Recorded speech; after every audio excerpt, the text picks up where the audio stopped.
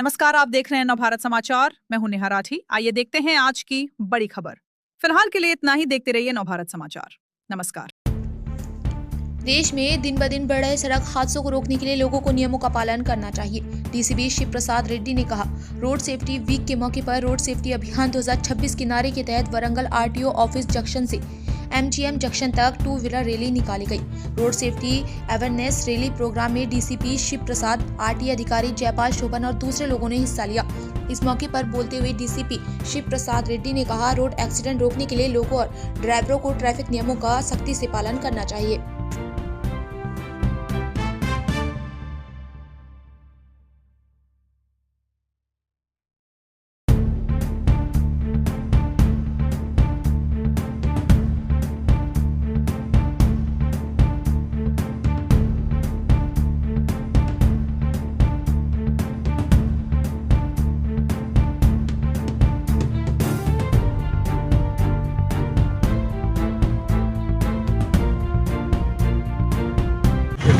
Sound అవుతుంది.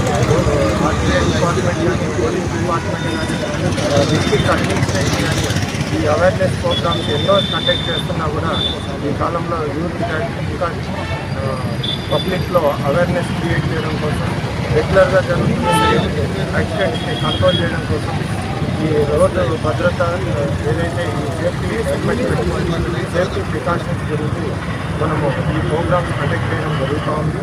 దీంట్లో చాలా అవేర్నెస్ ప్రోగ్రామ్స్ కండక్ట్ చేస్తున్నా కూడా ప్రజల్లో ఇంకా అవేర్నెస్ రాకపోవడం వల్ల ఎన్నో కుటుంబాలు ఈ యాక్సిడెంట్లో బలి అవుతున్నాయి.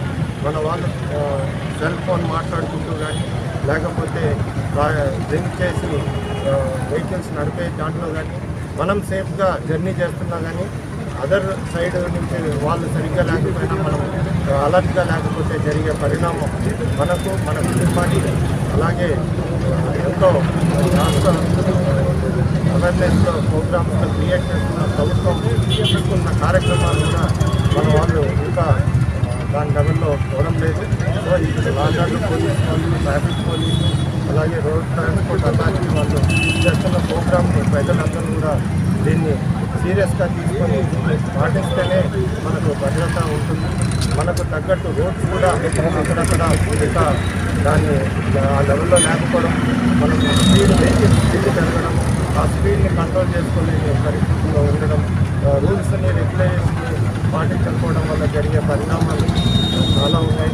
సో దాన్ని ఈ అవేర్నెస్ ప్రోగ్రాంలో ప్రతి ఒక్కరూ కూడా పార్టిసిపేట్ చేసి దీంట్లో ముఖ్యంగా పోలీసు పాత్ర అరవలనేది ఎప్పుడు కూడా రోడ్ ట్రాన్స్పోర్ట్ డిపార్ట్మెంట్ కానీ డిస్ట్రిక్ట్ అడ్మినిస్ట్రేషన్ కానీ అడిగినప్పుడు పోలీస్ డిపార్ట్మెంట్ పూర్తిగా దీనికి సహకరిస్తుంది. వారి బాధ్యత కూడా దీంట్లో